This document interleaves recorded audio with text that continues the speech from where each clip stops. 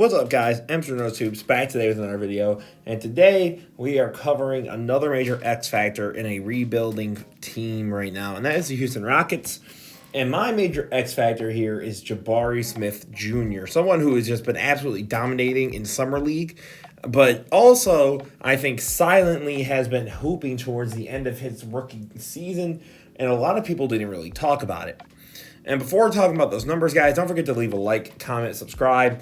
You guys have been doing really well on support, but really leaving a like and subscribing is for sure going to help. Leave a comment too. Let me know what you guys think down below. Who you want me to talk about next. It could be any player. But Jabari Smith Jr. in the last 22 games of his rookie season, he was going to give you 15 on 47, 34, and 78 from the free throw line, which isn't anything crazy. But he was also giving you about a steal and a block a game. And my major thing here is that what Jabari is giving you in some of these games are 30 pieces, 20 pieces.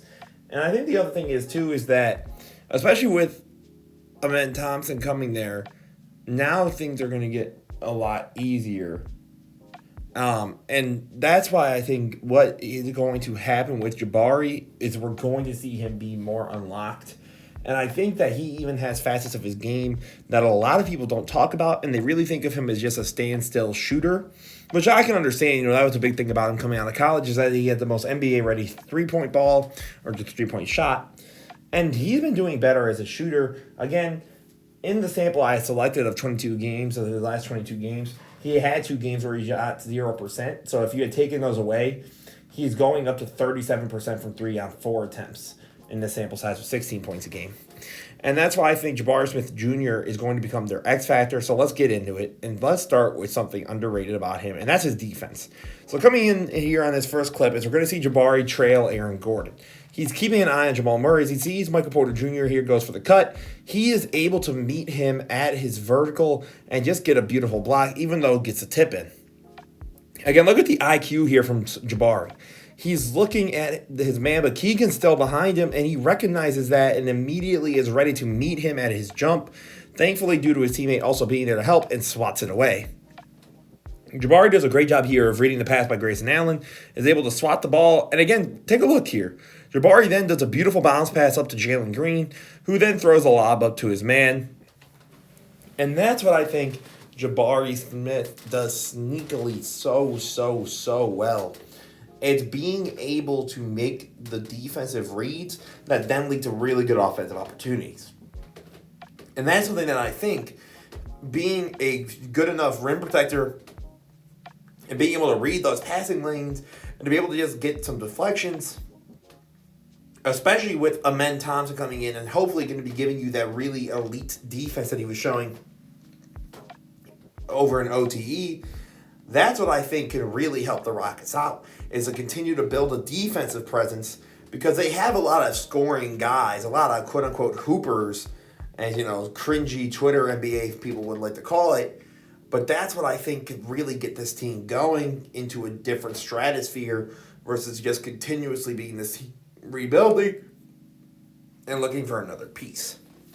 And I think another really underrated part of Jabari Smith Jr.'s game is his passing and playmaking. So let's take a look here. So coming up here on this first play, Jabari's going to get the ball. I think what he does beautifully well here is Josh Hart respects him as a shooter and immediately just dumps it right down to get the easy dunk for his man. And then coming up here, I think the biggest thing is Jabari gets the board. It just immediately pushes the tempo and immediately recognizes his man is open, cutting across. And Mitchell Robinson and Julius Randle, due to miscommunication, leave the paint unprotected virtually for the easy cut. And again, take a look here. Jabari fighting for the rebound immediately takes a good read. Now look here, right? Immediately you would think the best thing to do is pass out to one of the 2 perimeter guys, but instead catches the man cutting and goes with him instead. And that's what I think, honestly, Jabari Smith could do even better at. I think if he became your tertiary passer or playmaker, obviously the issue with that is obviously you have Şengün, Jalen Green's going to be a major ball handler. Now you have Fred VanVleet.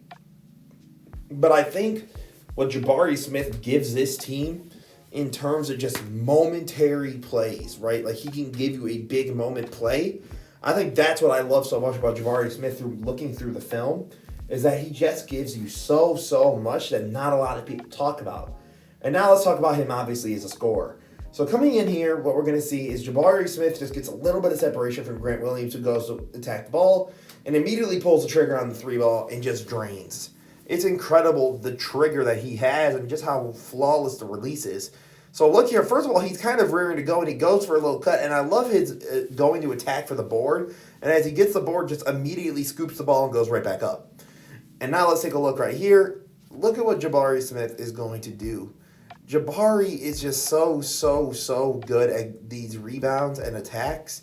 As the whole defense is not paying attention to him, he immediately runs back and just shoots it and gets it. And that's what I think Jabari Smith does that is just so valuable. Is that he adds a quick trigger, but it's not a foolish trigger, if that makes sense. Like, he's not just going to pull a Trae Young or, he knows he's not Steph Curry. He's not about to shoot it from the logo. But what he does know is, if I've got enough, breathing room, and this is what we need to do, I'm going to pull it. And that's what I think is so forgotten about with Jabari Smith. I think his basketball IQ is a lot higher than a lot of people would take it to be.